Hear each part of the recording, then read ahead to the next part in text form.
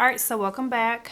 Today I wanted to review a specific foundation as I do this quick get ready with me video.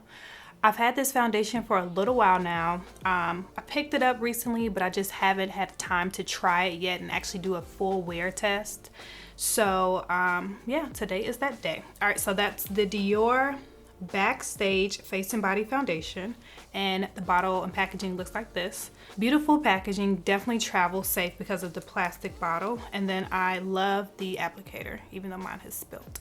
I love the pour tip applicator because it makes it really easy for me to apply it to the palette and then work from the palette without wasting a ton of product. It's the same type of bottle from the MAC Face and Body, but the formula and the finish is very different from the MAC Face and Body, so I do know that much. So I had a little trouble picking my color. The first time I went to Sephora, I picked up 4.5W and 4W, but the 4W came off a little pink or a little bit too neutral for my skin tone. So I went back and got, I kept the 4.5W, but I picked up the 4WO. So W is warm and WO is warm olive. So as you can see, this one is a lot more yellow olive, and then this one is more of the golden warm undertone. So I am praying and hoping that when I mix them together, that the concoction just balances out and just gives me my shade. So before applying any foundation, I've already done my skin prep. I did layer a lot of serums today, well, 2 serums. I applied my essence, I did a collagen serum and a hyaluronic acid serum just because in this dry weather I need as much moisture as possible. And then I did a cream moisturizer. Let that all settle individually, of course. And then for primer, I used my OG favorite Milk Hydro Grip, and I've also let that sit for a second.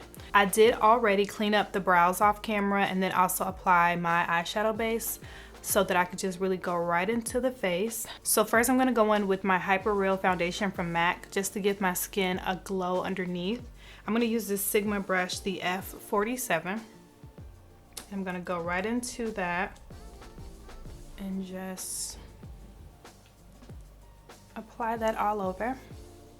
And excuse my headscarf in this video because my edges are loading, okay? Baby hair on the way. It's not my fault I got a crooked hairline. So I'm gonna shake up the foundation. And it is very liquidy, which I think is gonna be a good thing. Hopefully it blends into the skin better rather than setting on top of the skin. That's what I find about more liquidy foundations. They'll still have beautiful coverage, but I feel like they're easier just to blend. So I'm taking that darker shade, the 4.5W, and I'm going to apply that on my palette. And I'm gonna take the lighter shade, the 4WO, apply that on the palette. And then I'm gonna go in and use that same foundation brush, pick up some of that darker shade and start around the mouth. And this foundation is not cheap, especially when you have to buy 2 shades. So this foundation was $40. I rarely talk about prices on my channel just because it is what it is. And I feel like those are things you can look up if you're interested. But of course, having to purchase 2 bottles, I spent a quick $80. And yeah, I'm hoping I like this foundation because if not, it's not worth your coin. So I'm still going in with the darker shade. And I think it's a really, really great match. So now I'm going to pick up with the same brush, the lighter shade, and start to blend that in the center of my face. And as you can see, it's a lot lighter, which is why I have to mix 2. So of course, now I'm gonna go in with my beauty blender and just grab a little bit of foundation and just push it into the skin. I don't think the color is bad. I think I probably could get away with just the darker shade, but I'm still playing with it, so I don't wanna claim that too soon. So now I'm just gonna spot conceal these breakouts. I'm gonna use the Born This Way concealer in Butterscotch, which is very, very close to my skin tone. So now I'm gonna conceal, highlight, and contour as usual using my Born This Way concealer in Cookie. I'm gonna apply this and then blend it out.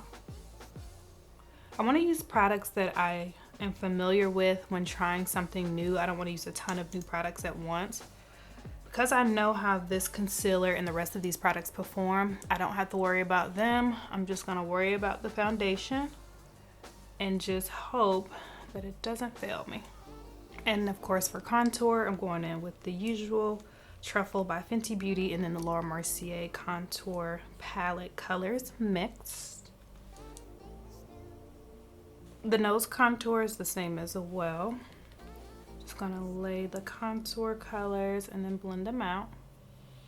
So I'm gonna start setting this foundation, but I'm gonna start with, of course, my concealer.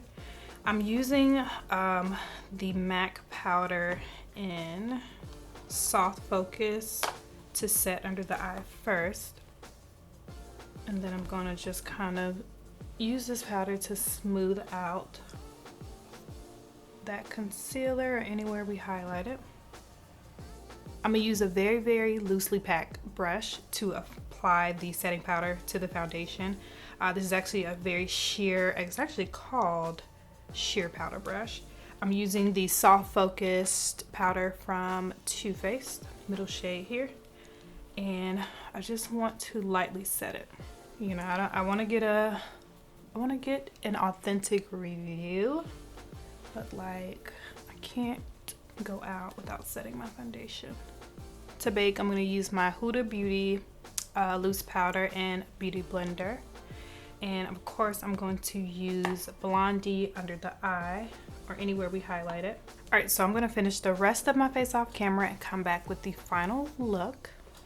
And then we'll do a wear test. So this is the final look wearing the Dior Backstage Face and Body Foundation.